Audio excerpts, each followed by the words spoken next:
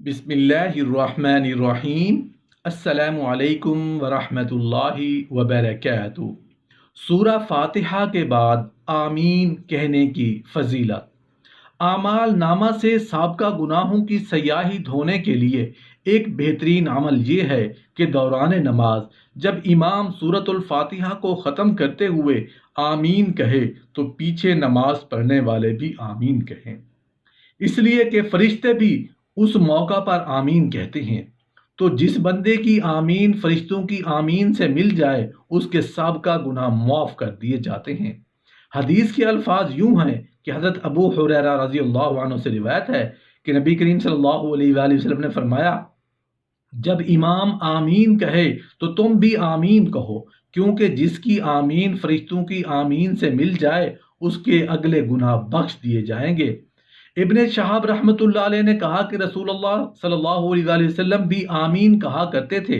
हज़रत अबू हुरैरा रज़ी अल्लाह अन्हु से रिवायत है कि नबी करीम सल्लल्लाहु अलैहि वसल्लम ने फरमाया, जब कोई तुम में से आमीन कहे तो फरिश्ते आसमान पर आमीन कहते हैं। बस अगर बंदों में से किसी एक की आमीन फरिश्तों की आमीन से मिल जाए तो उसके पिछले गुनाह बख्श दिए जाते हैं। इन रिवायत से पता चलता है कि ये फजीलत सिर्फ उसी इंसान को मिलेगी जो मस्जिद में जाके बाजमात नमाज अदा करेगा। मोहतरम नाजरीन, जब हम नमाज में सूरतुल फातिहा पढ़कर आमीन कहते हैं या वैसे ही सूरतुल फातिहा पढ़ने के बाद आमीन कहते हैं, ये आमीन क्यों कहा जाता है? सूरतुल फातिहा पढ़कर आमीन कहने से क्या मिलता है? सूरतुल फातिहा पढ़कर आमीन कहने के कौन कौन से फ़ायदे हैं? आज की ये वीडियो बहुत अहम है। इस वीडियो को अपने फ्रेंड्स एंड फैमिली में ज़रूर शेयर कीजिएगा। सैयदना अबू मूसा अशअरी रज़ियल्लाहु अन्हु बयान करते हैं कि रसूलुल्लाह सल्लल्लाहु अलैहि वसल्लम ने फरमाया, जब तुम लोग नमाज अदा करने लगो तो अपनी सफ़ें सीधी यानी दुरुस्त कर लिया करो। फिर तुम में से कोई शख्स इमामत करवाए, जब वो अल्लाहु अकबर कह ले तो तुम अल्लाहु अकबर, और जब वो गैरिल मग़ज़ूबि अलैहिम वलज़्ज़ालीन पढ़ ले तो तुम कहो आमीन। अल्लाह ताला तुमसे मोहब्बत करने लगेगा। सोचने वाली बात है कि आखिर आमीन का मतलब क्या है? आमीन का मानी होता है, ऐ अल्लाह तू हमारी ये दुआ कबूल कर ले। एक दूसरा मानी बयान करते हुए कहा गया है कि इसका मतलब होता है ऐसा ही हो। मतलब ये कि जो कुछ सूरतुल फातिहा में कहा गया है, जो कुछ मांगा जा रहा है, जो दुआ की जा रही है, आमीन का मतलब ऐ अल्लाह तू ऐसा ही कर दे। सैयदना इब्ने अब्बास रज़ियल्लाहु अन्हु बयान करते हैं कि मैंने रसूलुल्लाह सल्लल्लाहु अलैहि वसल्लम से दरियाफ्त किया, ऐ अल्लाह के रसूल, आमीन का क्या मानी है? फरमाया, उसका मानी है ऐ अल्लाह ऐसा ही कर दे।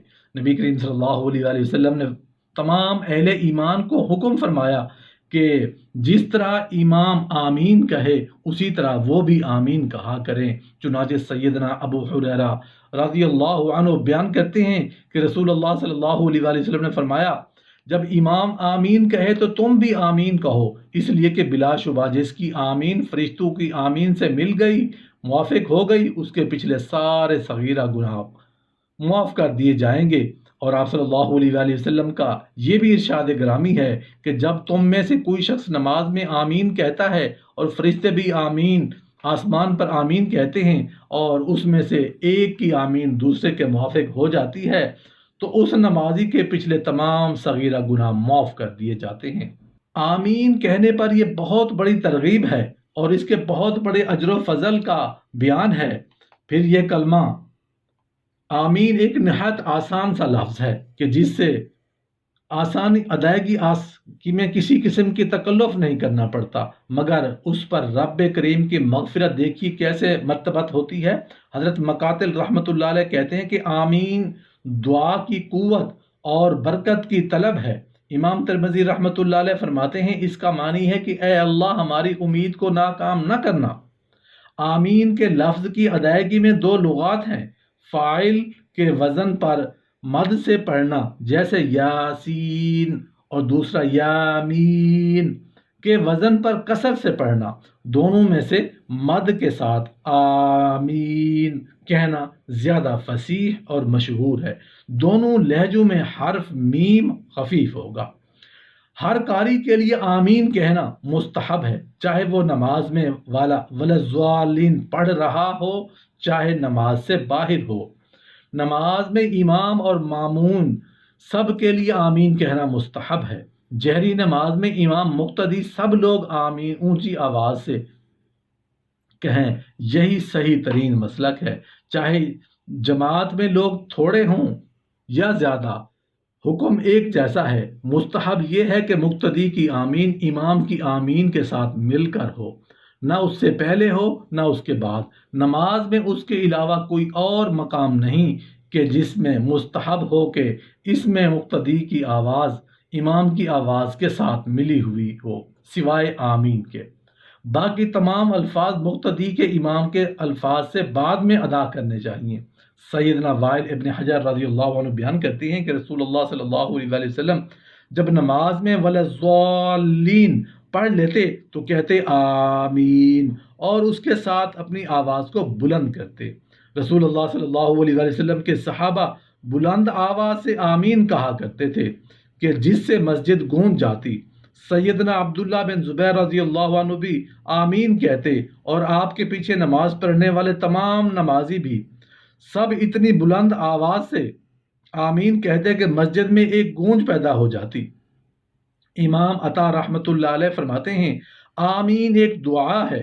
سیدنا ابو ہریرہ رضی اللہ عنہ کو آواز دے کر کہتے، دیکھنا کہیں مجھ سے آمین رہ نہ جائے، یعنی کچھ سختہ کرنا کہ میں بھی تمہاری آمین کے ساتھ آمین کہہ سکوں۔ جناب نافع رحمۃ اللہ علیہ بیان کرتے ہیں کہ سیدنا عبداللہ بن عمر رضی اللہ عنہ کبھی کبھی آمین کو چھوڑتے نہیں تھے، بلکہ آپ اپنے شاگردوں کو آمین کہنے پر تیار کرتے۔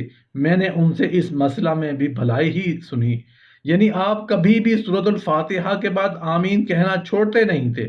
رسول اللہ صلی اللہ علیہ وسلم نے فرمایا، یہودی تم لوگوں سے جتنا سلام اور آمین کہنے سے جلتے ہیں اتنا کسی اور عمل سے نہیں جلتے۔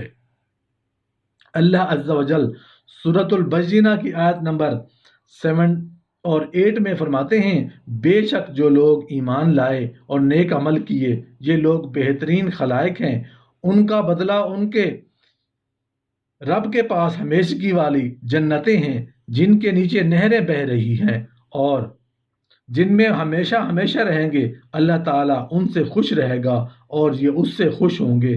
یہ اس کے لیے ہے جو اپنے پروردگار سے ڈرے۔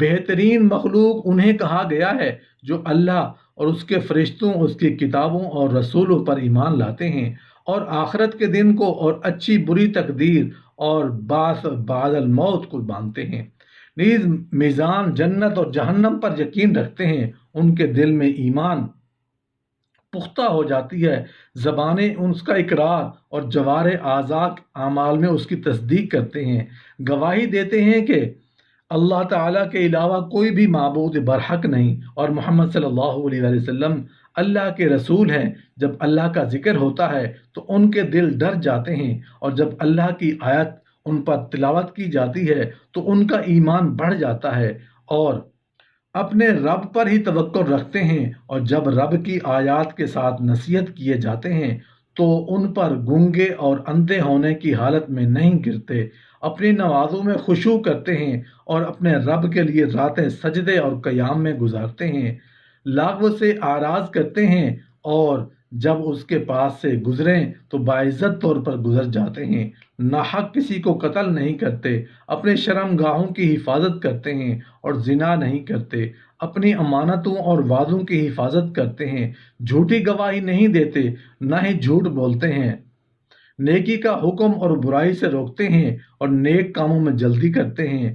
چنانچہ ایسی صفات کے حامل انسان ہی سچے اور پکے مومن ہے۔